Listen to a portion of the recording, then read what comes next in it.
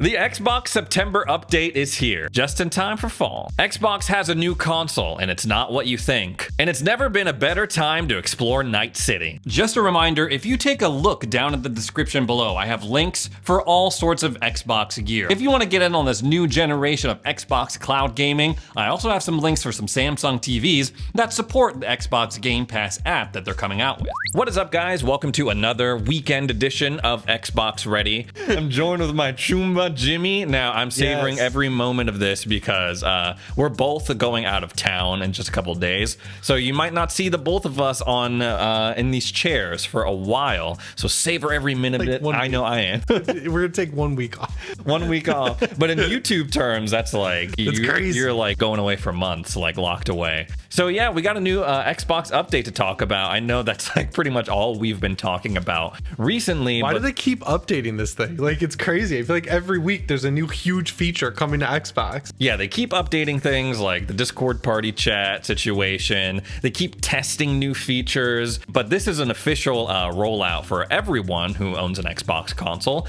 and it's pretty beefy. Lots of stuff included in this update. Starting with, and this is perfect for me because I just got the new Elite Series 2 Core controller. Nice. You can change the color of your Xbox guide button on your controller if you have an Elite Series. That's funny because I remember I saw someone do this on Reddit. You could do it on the PC with the Steam controller interface very easily just a couple months ago. And Xbox was like, I guess you can do that. Now they added it as a feature for the Xbox Series X. Pretty cool. Yeah, that's what everyone was saying in the replies when Xbox tweeted that out. They were like, you could do this on Steam like forever ago. Yes, we get it. Like, for every cool feature that comes to a console, you could do it on PC like 3 or 4 years ago. Little stuff like that. Obviously, it's not going to solve all of Xbox's problems, updating this customizable feature on your controller. I was excited about it. I have a neon sign that I have with my setup. It's the Xbox Ready neon sign that I showed you. Yeah, I saw it on Twitter last night. Yeah, it glows bright green, and then I have my other light glowing green when I'm playing Xbox, and I switch it up when I play other stuff.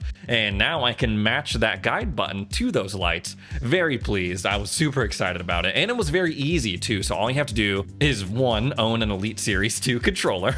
Yeah. 2, go to your profile. They have a section now that just says color, and if you go to that, it will give you all sorts of options, not just green, not just white, blue, red, purple, yellow, you name it. That's pretty cool. The two-tone look of the actual white controller makes it kind of fun too, because you're getting a little extra color in there.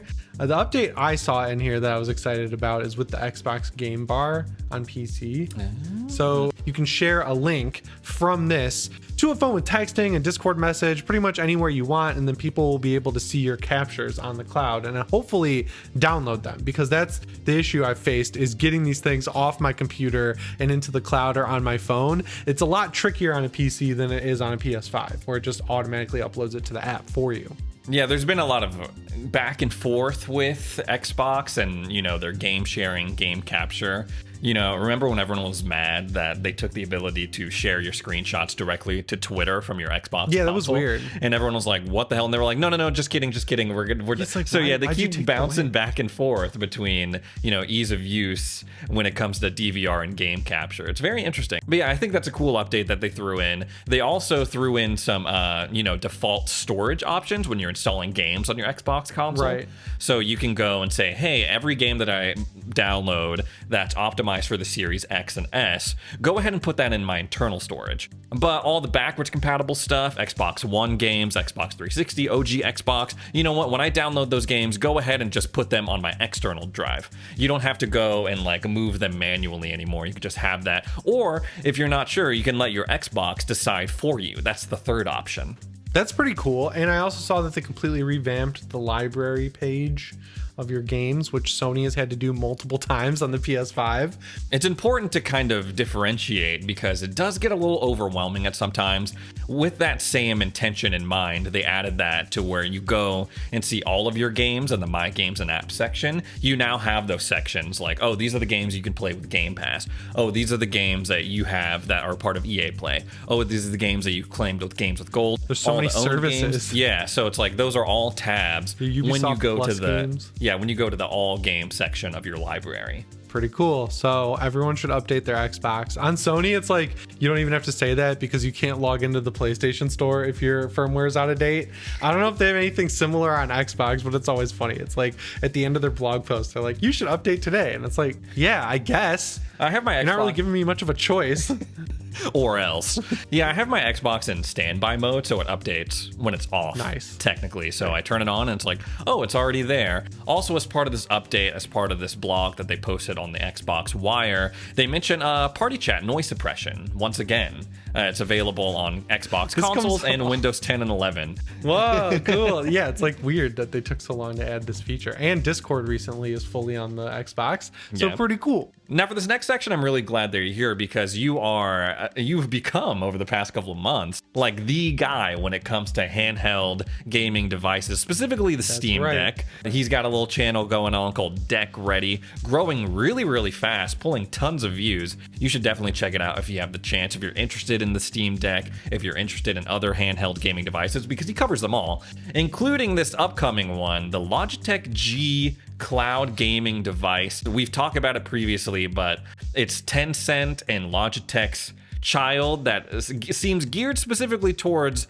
the Xbox cloud gaming experience, to the point where it's available for pre-order on the Xbox Microsoft Store website. It's weird that you can buy it through Xbox. Like, they're not involved, right? Like, it's Tencent and Logitech, but they're just focusing on Game Pass streaming with this thing. It's super weird, right? Like, right out of the gate, the price is just way out of whack for what this is. You can get it for $300 if you pre-order it early, but the official price is going to be $350, which when you look at the Steam Deck, it's only $400 for the cheapest model. And at that point, you can play any Steam game you already own on the thing. And cloud gaming. And you can do cloud gaming, and it runs really well. It is strange because the thing about the price that jumps out to me is that, holy crap, this thing is the same price as a Series S. And the Series S can do everything that that thing can do, except it's not a handheld, right? And it can download games and play them natively on the console. The only thing I would say when compared to the Steam Deck price-wise is, yes, almost the same price as a Steam Deck, but I would imagine this is going to be way more readily available.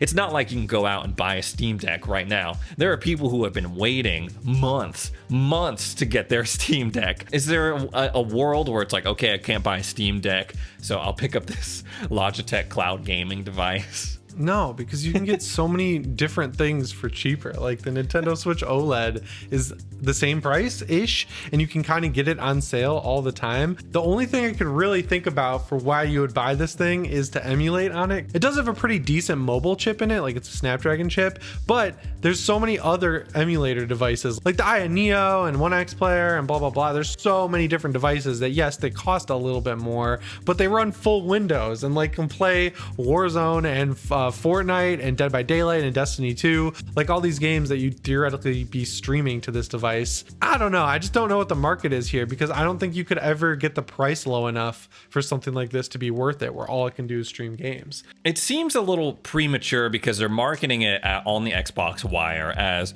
you know, you could play Halo, you could play Deathloop, you could play Sea of Thieves on the go with Xbox Cloud Gaming. But I feel like at this point in cloud gaming's life cycle, either you have people who freaking hate it, they absolutely despise it, whether they've had a bad experience with it or something else, or you have people who are like, yeah, I think that's pretty cool. I don't think the love for cloud gaming is at the point where you can release a device specifically for it, especially when you do have things like the Nintendo Switch, like the Steam Deck out in the wild. People are calling it on Twitter and on social media like a glorified tablet with controllers, and like that honestly doesn't seem too far off. I mean, correct me if I'm wrong, and I don't want to throw any hate to the people who have worked on this, and, you know, I like cloud gaming, like I said. I was going to say I get why they're working on it. I just don't. I really don't. They keep pushing new cloud stuff, like new things to play cloud gaming on, but it doesn't work right for most people. So once they figure that out, I can see the utility of something like this. But right now, I'm like, there are just way too many better options. Yeah, there's also this picture of Phil Spencer floating around, and he's standing next to Hideo Kojima,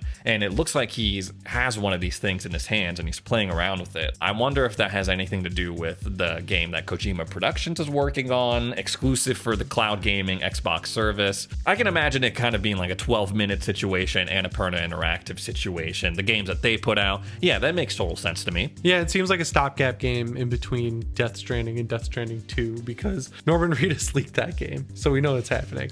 He was like, yeah, we're working on the second one right now. Like, oh. Yeah, as far as these cloud handhelds go, not really going to recommend buying them. Like, you have so many better options. It's insane for the same price point. And again, if you want to learn more about gaming handhelds, go on over to Deck Ready. Yeah. Check out Jimmy's videos because he doesn't only cover the Steam Deck. I feel like that's confusion there. Yeah, he we covers, started it with everything. Then we got sent a couple other ones like the INEO Next, which was okay. Then we got the One X Player Mini, which has like an AMD 5800U, I want to say, in it. And that thing actually is like pretty on par with performance with the Steam Deck. It's a little worse in some games and about the same, if not a little bit better than others. And of course, there's also the INEO Air, which people were like, oh, this is the Steam Deck killer, and it's not. So we've been looking at those lately. If you want to see some really cool handheld stuff, check that channel out. So we got to talk about Cyberpunk, and this is something you played Cyberpunk a while ago, right? I played Cyberpunk when it came out on PC, and I 100%ed it. And me, I have not played it. I played the demo for like an hour and a half, maybe 2 hours, and I put it to rest. I was like, I want to say in early spring, and then everything changed when Cyberpunk Edgerunners came to Netflix, and I devoured that show in the same day, all 10 episodes, absolutely demolished it. I loved every moment of it, and immediately, and I feel like this was the intention, immediately I was like, I got to jump into the game because that was just so awesome. That was such an awesome experience. And it's so cool to see how faithful the show was to the game. And you see these little things, you see these different weapons, you see these different aspects of the game represented so well in the show. And people seem to agree because right now, the player base for Cyberpunk 2077 has shot through the roof since Edgerunners was added to Netflix. According to IGN, there's over 1 million people playing Cyberpunk every day. Yeah, I saw that. That's crazy.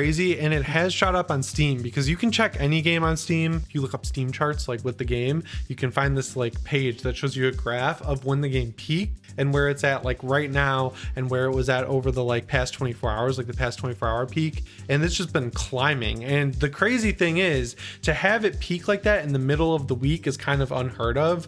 I highly recommend following a guy on Twitter named Benji Sales. His whole thing is he just breaks down like numbers like this. And he basically explained how crazy it is to have 1 million players a day for a week straight. Crazy. I mean, especially for a game that's already been out for a couple times, a game that launched in the way that Cyberpunk did. Yeah, the interesting thing is on PC at launch, like, yes, it was pretty buggy and, you know, there were some issues with the economy and just like not being able to respec, you know, little weird quality of life things, but it was largely a really good game. Like, I'd give it a 9 probably just after beating the 100% story, doing all the fixer jobs, doing all the like NCPD missions, like everything like that worked great. I don't know. I just thought it was like a really, really good game that launched on PC, in fact, better than a lot of Bethesda games that get rated much higher. And then the last few years have just been bringing the console versions in line with the PC version. And now, not only have they done that, they've added stuff and made it even better than it was at launch on PC. They've completely fixed the economy.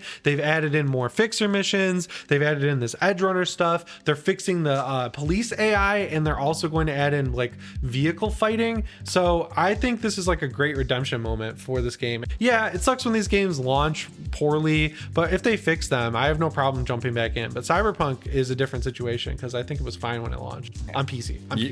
You love to see it. You love to see a good redemption. For me, the world of Night City, they did such a great job in crafting the lore and the atmosphere of that. It's one of the few games where every time I have the option, I'm driving in a car or I'm en route to another place, I love just like looking at the city and experiencing it in that way. You know how the first like 15 minutes of the Halo TV show was awesome because they were like, you know, these iconic sounds and like things that you see in the game, and I was like, oh my God, this is like the game. And then of course after that it's like Master Chief's taking his helmet off, here's this boring political plot. The Cyberpunk anime was like, oh my God, this is just like the game. And it just did not let up for the rest of the show. And I think the game is, it's better. I think it's cool if you play it in that order, right? You do the anime and then you play the game, because the anime, it has great action scenes and the overall like arching story I think is really good, but it does like really rapidly fly through like huge story moments. And then when you play the game, you see all those like fleshed out with V's story, and it's a very similar story too to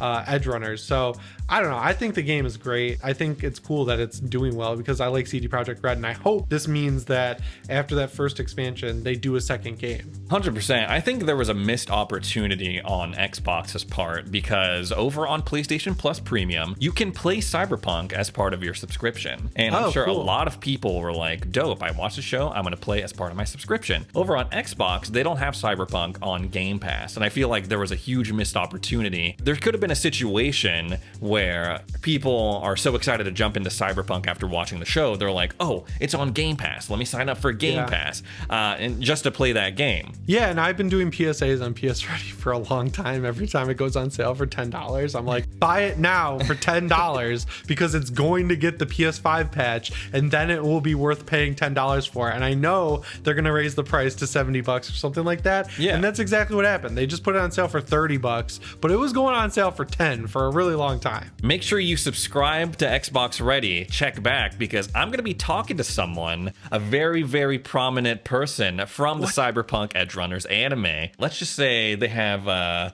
very high skills in net running.